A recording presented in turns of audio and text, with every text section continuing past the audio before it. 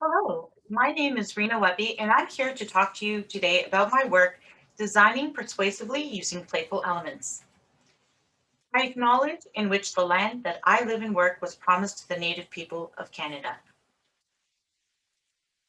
A little bit about me. I'm an interdisciplinary scholar with a background in psychology and a master's in computer science. I just finished my PhD in computer science from the Sheraton School of Computer Science, Faculty of Mathematics, University of Waterloo. For those of you who know me or read my application package, you'll know that I'm interested in a lot of topics that span the space of computer science and human-computer interaction. However, for today, I'm going to focus on persuasive playful design. Games are really an interesting topic to study because they're multidisciplinary, involving researchers from the humanities, the social science, and STEM researchers like myself. Games can be a test bed or a foci of the study. Games are multi-sensory, narrative environments with built-in reward system, making them excellent learning opportunities because people can try, fail, and try again. Games are naturally persuasive. Games need to lead the players to make actions or learn the skills needed to play. Game designers do so by using design techniques that guide the players. And I want to leverage these game design techniques and this game knowledge so I can direct players to information and learning resources for my own research. So this is a very heavy question. How do we design persuasively using playful approaches within gameful environments? So I want to break it down.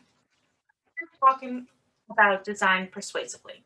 So designing persuasively can be any actions that the designer takes in order to lead, persuade, or direct a player. So for example, leading the player to pick up the first weapon in the game and then start their quest on to be the hero of the narrative is going to be guided by a series of events, such as seeing the object, getting players to be able to move their character to guide the object into view, and really leading the player to sort of make the conclusion that, yes, this is my sword.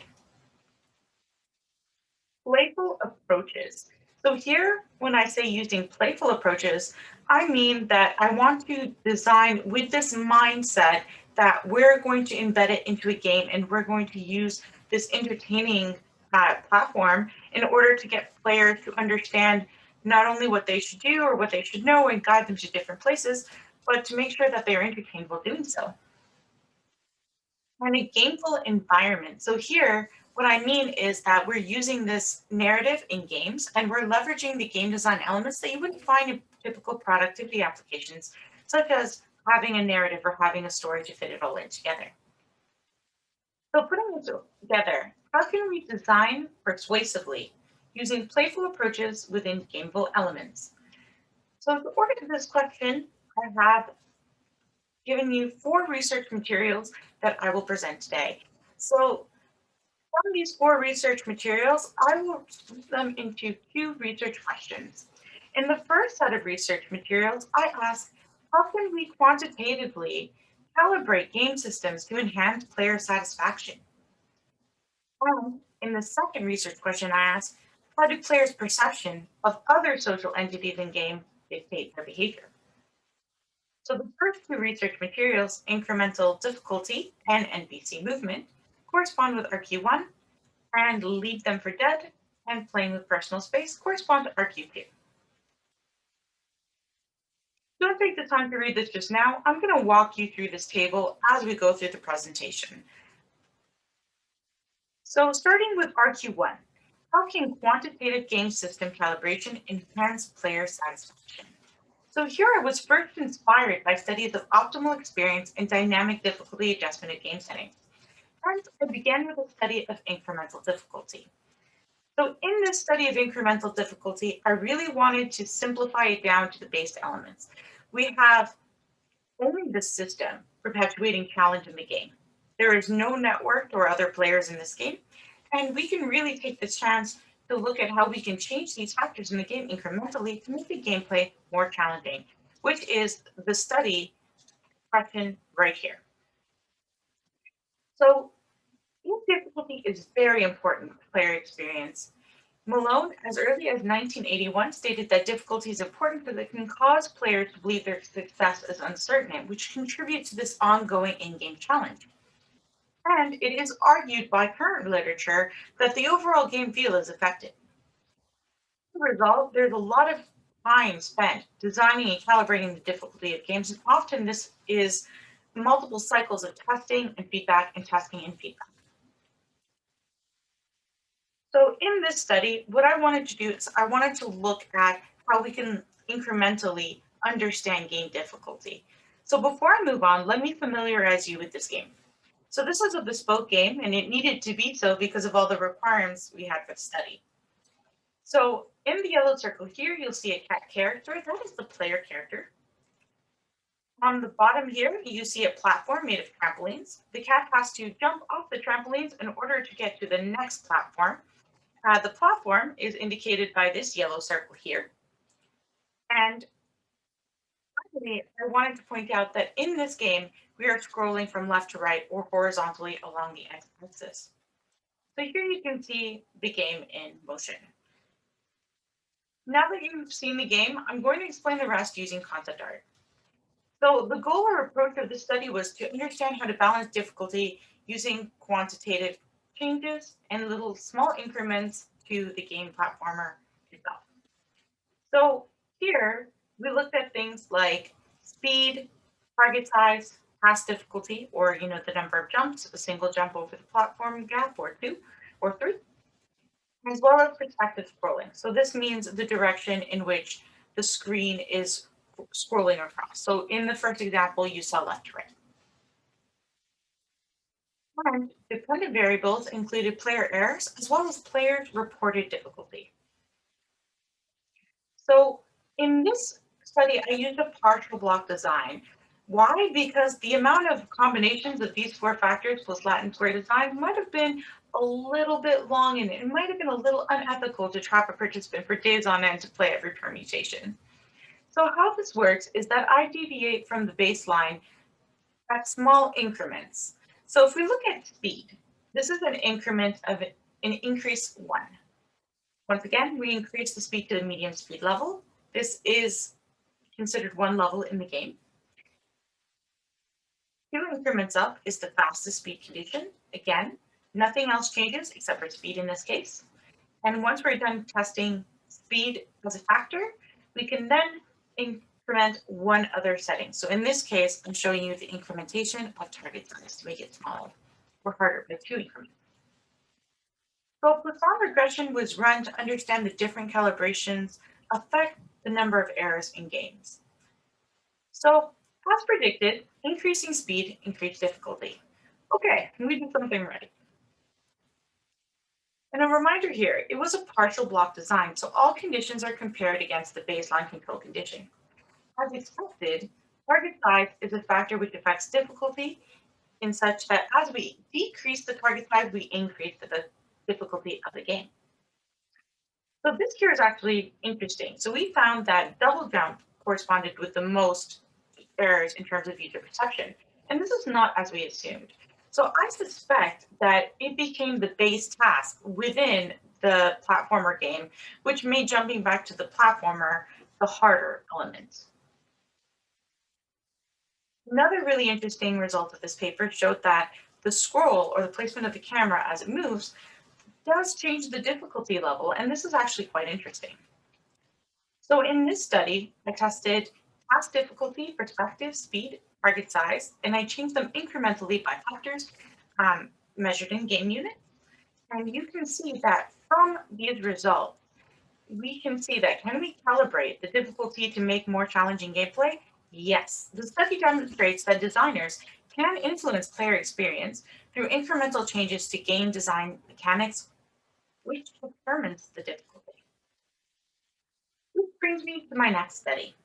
So in the first study, we restricted everything. The system is the only challenge. Here, the system is still the only challenge, but we did make a difference. We added non-player characters. So this would be like the NPC for short, and it could be any digital AI controlled character in the game world. So here, I made, again, what's a bespoke game. And you see that in this study, we looked at a couple of different movement algorithms. So the first one that you see here is the flocking algorithm. This is one of the most popular algorithms used in game design today. I also compared it to other biologically inspired algorithms. So just as flocking is inspired by the flight of birds, you have swarming, which is inspired by the movement of bugs in a group.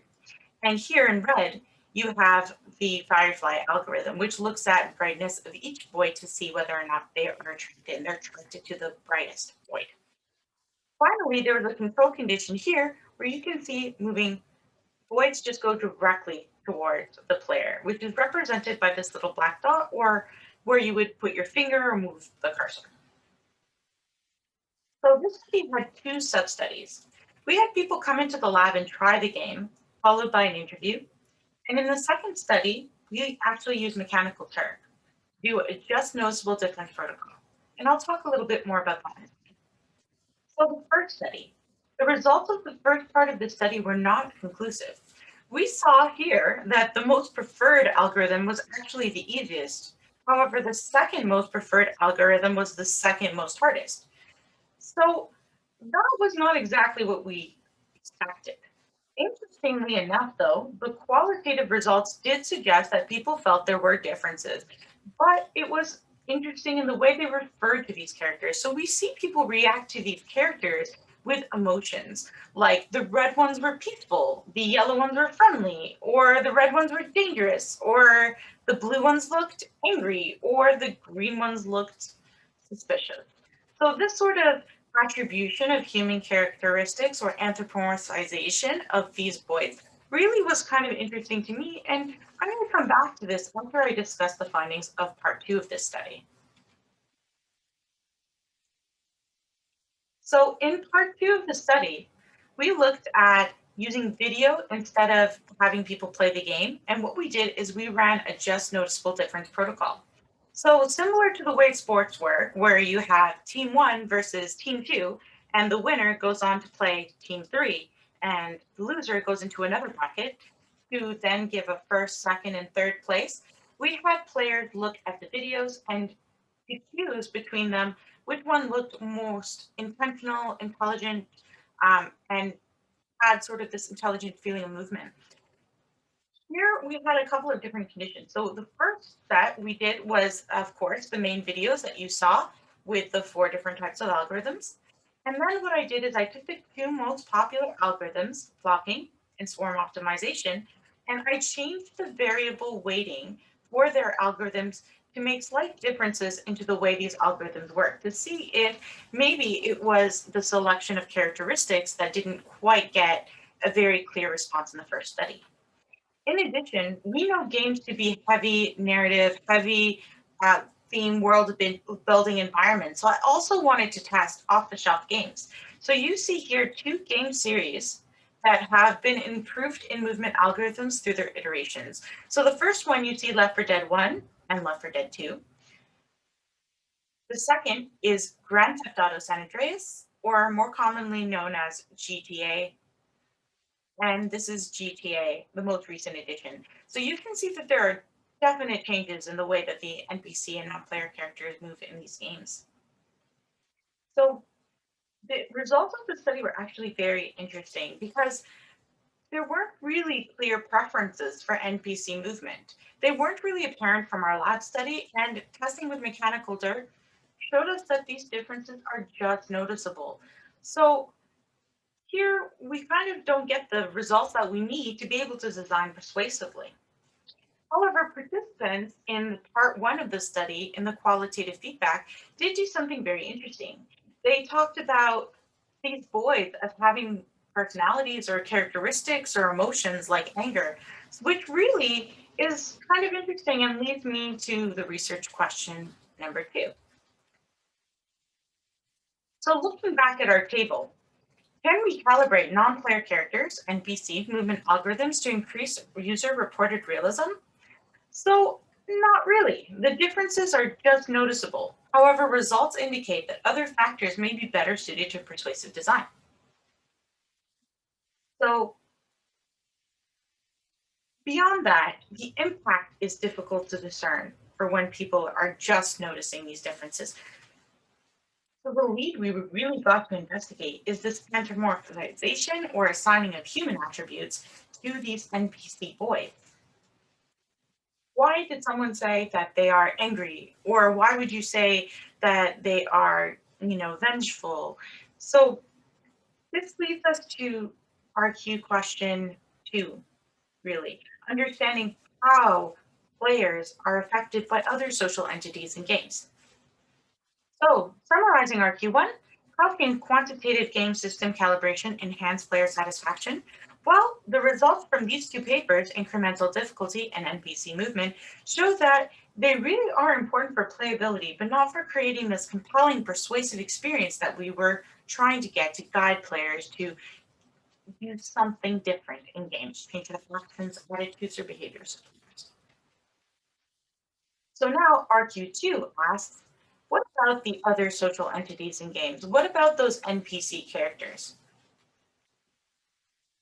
So I begin with the study Leave Them for Dead. And I call this study Leave Them for Dead because it's based on Left 4 Dead, the game. So when you ask people, do you prefer to play with a human or an NPC character? They almost always have a clear answer for you. But in this study, what I wanted to know is that really based on what they're finding in games? Are people really feeling that NPCs are just, not worthwhile because they are such labeled as NPCs? What if we didn't know if we were playing with a human or NPC? How would we react? So I particularly chose Left 4 Dead because it is a highly collaborative game. And what does that mean? Well, here we see that this screen shows the health of all players on your team, as well as the little items they carry. So if someone tells you, sorry, I don't have a health pack, you know otherwise. It also encourages and rewards people who protect other players on their team. So for example, we just saw Coach killed a jockey, which is a type of special interest player. Additionally, you can always see an outline of your teammates even when they're blocked by some other solid object. And the game always encourages you to go back and save your friends. So you see here that when this person was attacked, only another player or an NPC teammate could save the person. So when we're looking at a study that asks about perception, it's really easy to bias it or accidentally reveal a hypothesis. For this reason, we had a blind experimenter. So what I mean here is that they were not physically blind, but they were unaware of the true purpose of the study. So how did we get this to work? Well, what I have here is a little outline of how the setup of the study went. So this is our blind experimenter. This person would go outside to the waiting area and help ensure that these people waiting to come into the lab would be able to look at the consent form, the questionnaire, and answer any questions. They, of course, can look through the room before signing. When the participant is ready, they would walk through this door and meet these Confederate players. Participants were told they were either playing with this team of players or that they were not. These players were in a separate game. There was a room divider here so that you could not look over and check if people were in the same game as you. The blind experimenter stayed with the participant on the other side of this partition. This research system right here knew the true purpose of the experiment. And at the end of the session, this experimenter would then go outside and prepare the next person to sign the consent form, to look over the questionnaires, and any of the questions they might have in advance. And this person here would then interview and debrief the participants. So what was interesting is that for the participants, we had divided them into a third that we told were playing with humans and actually were playing with humans. Another third that were playing with NPC and were told so that they were playing with NPC. And finally, the last third that were either playing with humans or NPCs, but were falsely informed. So we deceived them and told them they were playing with the other. If they were playing with humans, they were playing with NPCs, truly. But we told them they were playing with NPCs.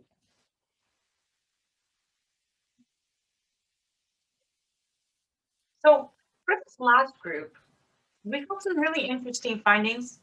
And overall, when participants were asked what they thought the nature of whom they were playing with, we also got some really interesting answers from people, regardless of whether or not they were correctly or incorrectly told, because people came back and started doubting their experiences. Upon reflection of whether or not people were playing with a human or NPC, we got some really interesting information about what makes people identify NPC characters as human, or what makes people label human controlled characters as non-human. And really, the answer came down to this idea of competency, leadership. When the NPCs were able to direct the player actually had more assurance. They felt that this was more human quality. So here we see some quotes saying, I thought I was playing with an actual human character, but it was an NPC character. And NPC characters are sort of just like walking ammunition boxes. Again, we see that sort of perspective. But if I was playing with a human, I don't want to ruin someone else's experience. So there's that expectation that you'll be a good collaborator with valued humans, collaborators playing a game with you. For people who thought about their actions post game, even though they were deceived, they kind of had some regrets. I had one participant say, "Oh wow, I would help you, but you're an NPC," and walk away during the gameplay. Later, to find out that they were playing with humans, and this happened quite a bit. People were less likely to be able to tell the nature of who they were playing with than you would expect. But really, we got some interesting conclusions for how players felt about other humans in the game and this obligation to act in a certain way. So we know that players have this sort of social contract between each other. I want to make the game good for the other person who's playing with me, and I want to be that good player and that good collaborator. So can we use this to change the way people behave in game? Can we use this to design persuasively? And truly, the answer is yes. In our deception, players could be easily misled on the identity of their opponents, and they did act differently when they thought their opponent was human. So we see that this anthropomorphization of NPC still occurs, and this idea that our social obligations and feelings of what is good collaboration are so strong that they apply to these NPC teammates. They apply more strongly to humans, which we value most. And in that way, we kind of have like a feudalistic approach where the player character is number one, and then they're supported by the next level of other humans in the game, and then NPC collaborators, and so on and so on. So this really is interesting because we can simulate these social obligations and social contracts between players to create that sort of obligation to play a good game, be a good collaborator. The next study that I wanted to look at in this set, RQ2, how do players perceive other social entities in games, I call playing with personal space because it focuses a lot on territoriality and design as well as in-person collaboration. And in this study, I asked, what determines the actions that are acceptable when playing with other humans? And can we use this to design persuasively? So here you see a video of the game Playing with Personal Space. It's a Space Invader style game. And there's two different conditions, and I'll break down all the different factors for you in a second. Let me tell you a bit about the game first. So here in the middle, you see the planet Earth, and you and your collaborator are tasked with defending Earth from the oncoming hordes of alien invaders. And you have shared tools located in the middle of the display. Each of these tools are colored, and for each tool, you need to defeat certain enemies with it. So the red tool, which is the cannon tool, can defeat the red enemies, and the blue tool, which is like the lasso, we call it the black hole tool, can be used to defeat the blue enemies, and so on. Finally, we see also that players were given a chance to use either a floating or a fixed workspace. So bearing this in mind, let's go through this study together. First, I wanted to point out that the room was set up with a grid on the floor, so we can actually look at where people's physical bodies were located in the space.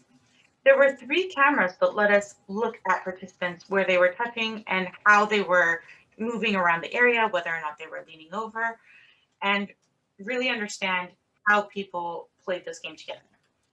So alongside that, we had two options for how we might use our tools. You could either use them directly, so by tapping directly on the screen within your workshop or your fixed or floating workspace, which we call the spaceship in the terms of the game. Or you can use a long range tool, and it's kind of like a telepointer tool. The gameplay conditions were quite easily, the gameplay conditions that I show here are actually quite close together. In both of the cooperative and the competitive condition, the players had one task, save the Earth. But in the cooperative condition, there was one shared score for both players. In the competitive condition, this score was divided. And the idea was who could be the better defender of Earth. So there was only a very slight difference between the cooperative and competitive condition, which makes our results all the more interesting. Finally, as I had mentioned before, there was a fixed and floating workspace. So a fixed workspace here was done particularly so that we could see whether or not people would use the long-reaching tools if they had no other choice but to use that tool to get enemies from the other side. This one here, the floating condition, can move all throughout the display, including on the other side or where you did not start from.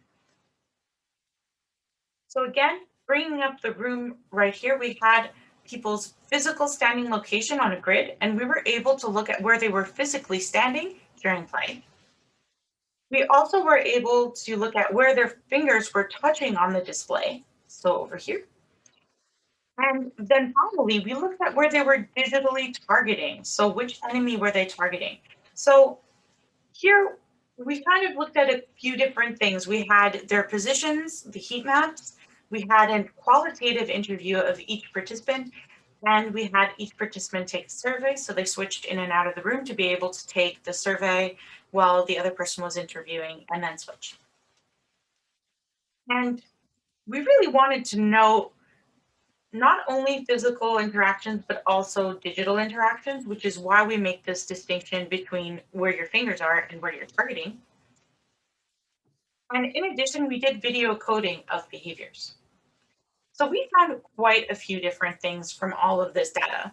So I'm going to just talk about a few, such as how distant reaching was considered less disruptive. So moving over digitally was less disruptive than physically. But also this expectation that you'll be a good collaborator, or that you yourself force yourself to be a good collaborator by having these good table manners. Similar to how people expect that you won't reach over their plate at dinner, they expect that you won't reach over their workspace when they're playing with you on a shared large display. And this led us to present design recommendations, which you can find in the paper. From the design recommendations section, I looked at how we might leverage some of these different decisions about where we place people, how they're able to access each other's side, what condition are they in, cooperative and competitive, to change the way that players act. And interestingly enough, just a small change in the cooperative condition from single scores to multiple scores changed the way that people really played the game.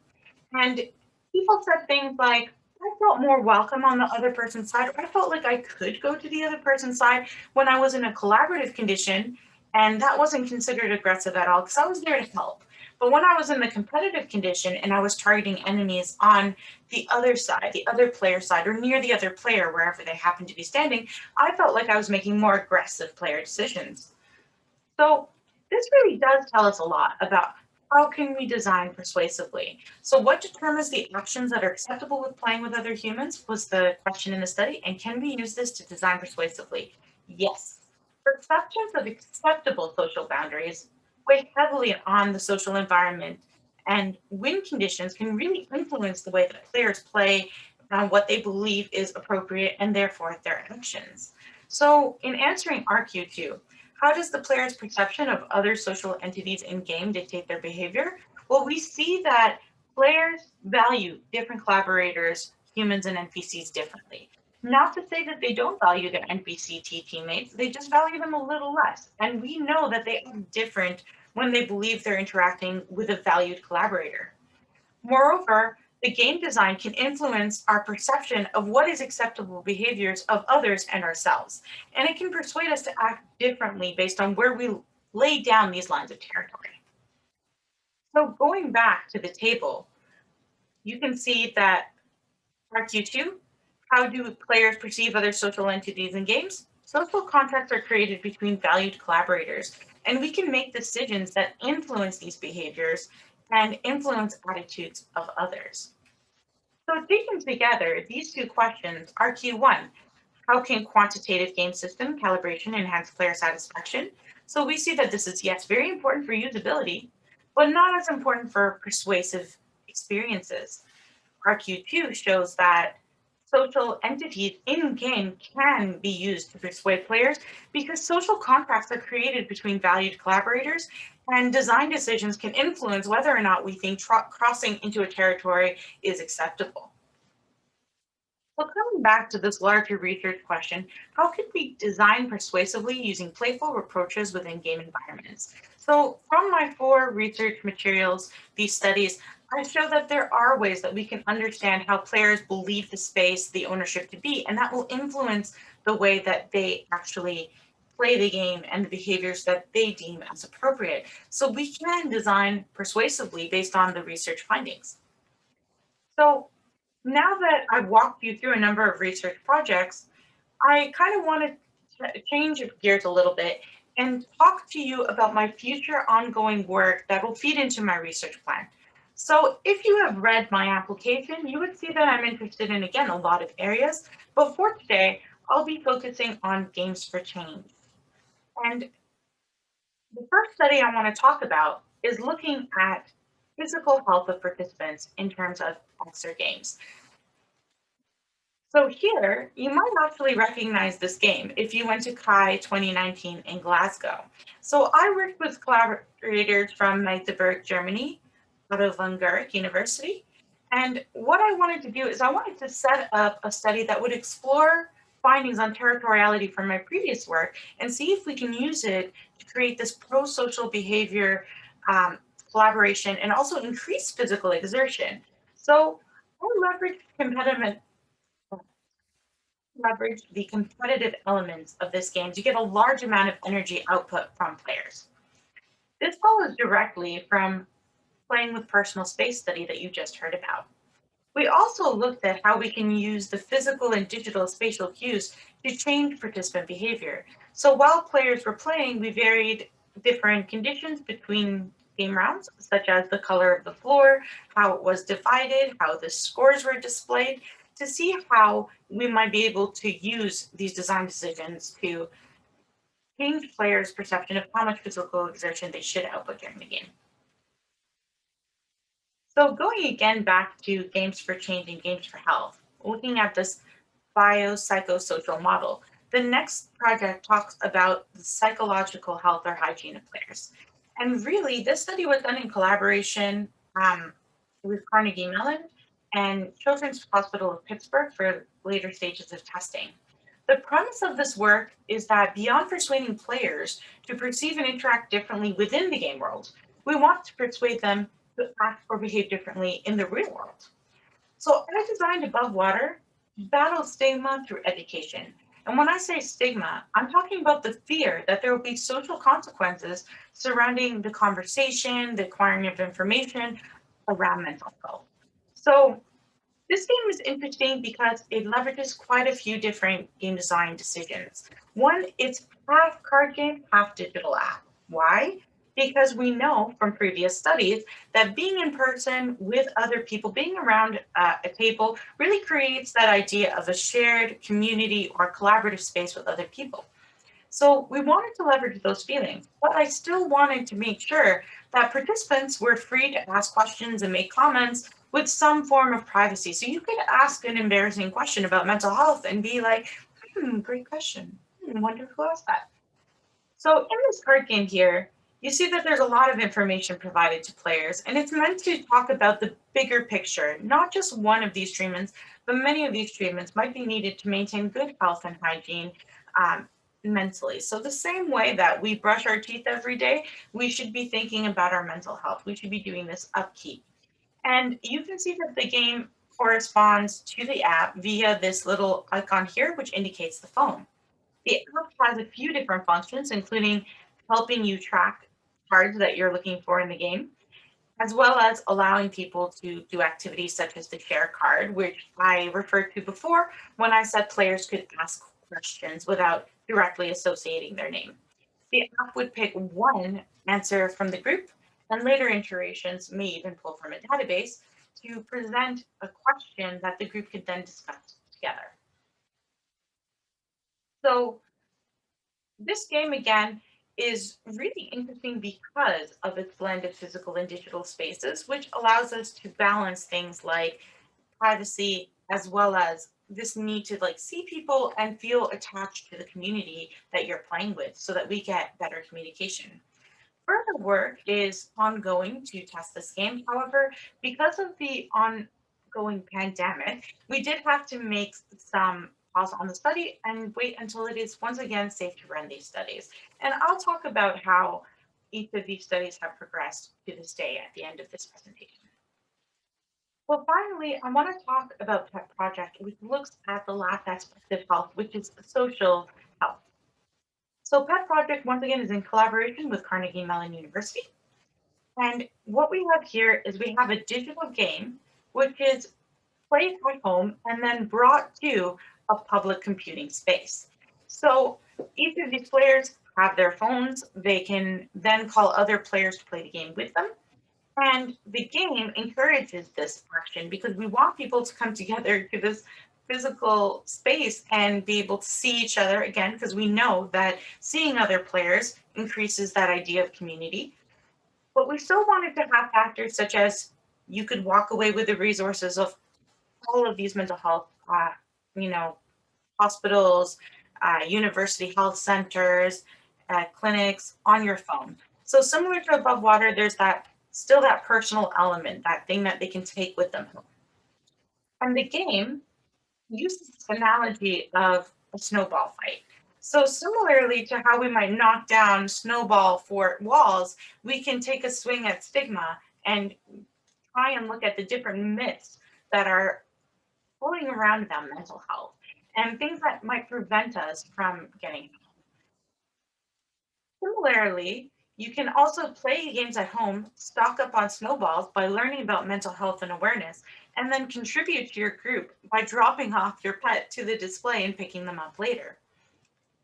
So we really wanted this game to feel like a game. And that's really something that's important. But of course, we had to have a lot of ethical considerations here. So we kind of balance and walk this line where we want participants to be informed that it's a study, but we still want them to be engaged in the game in a meaningful way. And you can see from our posters that you can see that it's a mix of game elements and game references as well as information. So taken together, these three projects, Crushed It, Above Water, and Pet Project, are feeding into this project on Games for Change. Currently, these projects are on hold because of the ongoing pandemic. And the thing with these projects is that a lot of them involve multi-touch objects and surfaces, as well as close physical encounters among strangers. So we have stopped until it is safe to do so. However, I think this research is even all the more important because of the ongoing pandemic. With all of us sitting at home, we definitely need to increase our physical exertion. And of course, we know that there has been a rise in mental health issues and more need for care during this pandemic. Finally, the social and community health has definitely taken this huge hit with all of us being divided, and coming together in public spaces is no longer been really a factor in the last few years. So social and community health is also something that I believe is definitely going to be very important post-pandemic.